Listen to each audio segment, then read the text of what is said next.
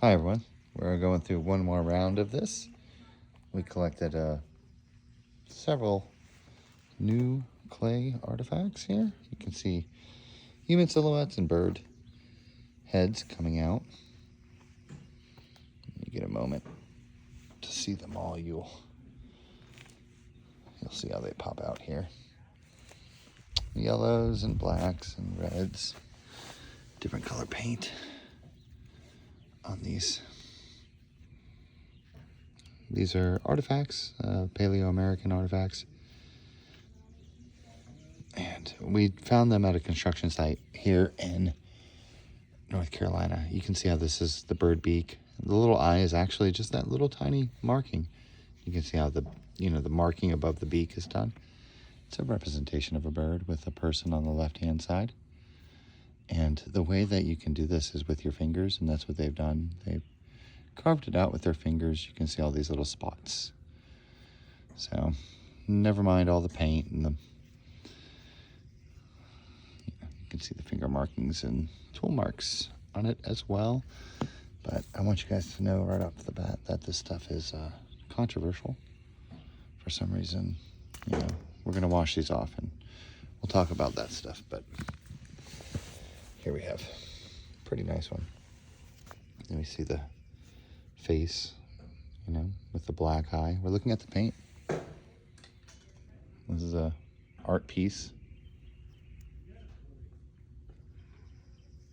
from ancient America. It has other little faces and statues on it as you move it around in different ways. But really, it's just a bird effigy. So this beak, the eye of the bird, and the round head, of course. It's beautiful. My neighbors are great. They're just hanging out there playing darts. Super cool.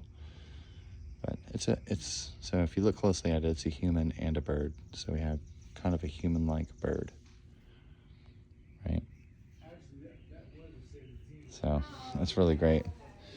This one is a very dark black painted piece. So what's great about these is you can know that whatever is black and painted, charred and marked is original. So this stuff down here, all these little characters that are going to poke out. So you'll notice, as you look at the mouths, you'll notice that these little ridges and mouths, they only show up at the mouth area. The eyes only show up above the noses. There's no eyes down here. Not that I can see. There's one there, though, right above the nose. Right? So we'll not get into the pareidolia excuses right now. But I think that we need to stop it with that immediately. So here we have a beautiful representation of a mammoth. We have the eye and the hump and the trunk of the mammoth coming down. It's a 3D art, so what we have is the mammoth, of course, portrayed with its long trunk. And then we have the beautiful person, the human, behind them, as if it is its own statue. So we have our mammoth friend here, and we have our beautiful North American erased person who North Carolina archaeology, our state government, and really, I think our national government either does not know about or does just not want to talk about. And I think that if I learned about this in school, if I learned about these human beings that were put onto these stones, that were walking behind mammoths with their mammoth humps, if I had known about that, it'd have changed things. It'd have changed if I'd have learned about this art. You guys might not be able to see this stuff yet. And that's what's so great about it, is it's so complex. It's so beautiful.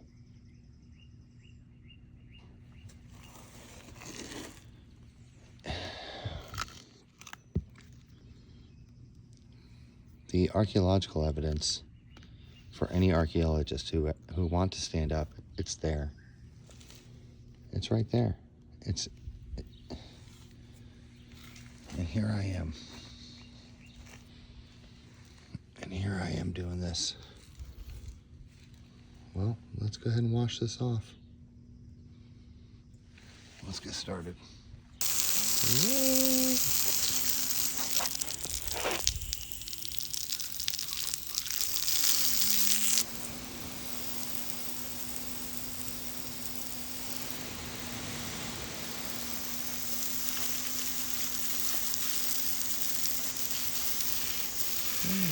Pretty much clean.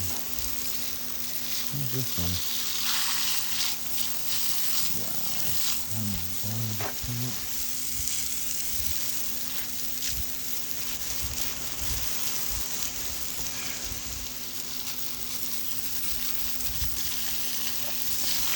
Cement. I'm not trying to put it there. It might be construction damage.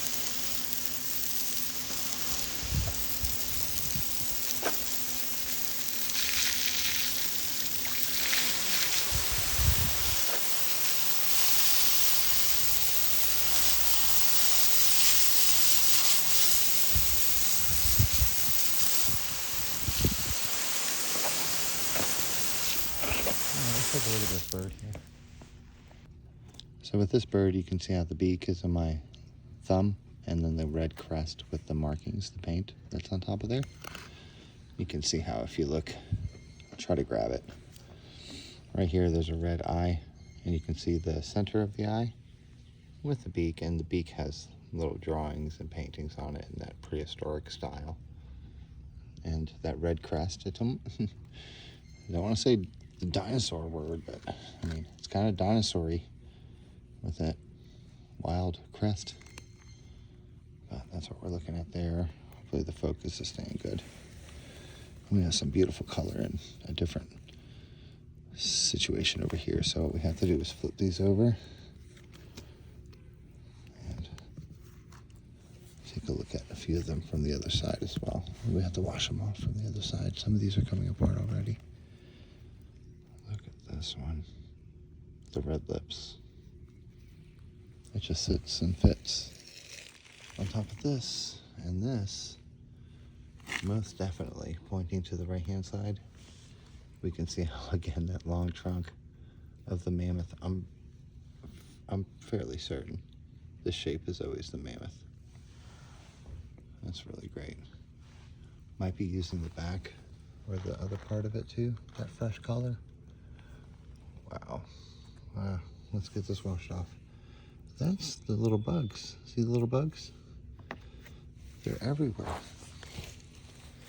One of the big reasons why I need to get this stuff out of my house. Here we have this bird head poking out. It's going to be the human silhouette with the bird head on top. I see right here as well. We have a really nice few silhouettes. But you can see these little, just like a coin or a quarter, a nickel, a dime, except it has a woman on it. Who would have ever thought? Who would have ever thought that could happen? Here we have a bird with its wing open. So we have the bird, the eye of the bird beak. It could be over here, but this is the right wing and the belly. And inside of all this, oh my gosh, there's going to be just silhouette and portrait. And even with the water in it, the reason why that hole is in there, so that it reflects and moves around. It's part of the art. You wouldn't believe it. You wouldn't believe it. They knew exactly how things would end up. They were masters of nature to a level that we are just completely oblivious to. So here's our character here. We can see, we always see this big nose, big chin variant. I'll show you again here in crystal. So here's a left side variant. I can flip him over, but you guys can see him there in that white golden crystal. And when you tilt and move the angle around, it gets a little bit different to see, but I'll show you here from the other side as well. You can see how his face, and he is a hominid. He is a human hominid kind of shaped, faced character. Yep. And who knows, the other side might speak to you a little better, but that's him. And you wouldn't believe the stuff that comes out at night. Like, those are two eyes. there's some pretty wild stuff on this one, especially in the shadows. It takes a lot of shadows and different lighting to kind of figure it all out. And that's what's cool about these. And if you think about it, the people who made them, they spent a lot of time with these. They were, you know, maybe generational. I guarantee you they were generational. So it makes sense that they were complicated. However, these were made in a few days, a week maybe. I mean, look at this stuff.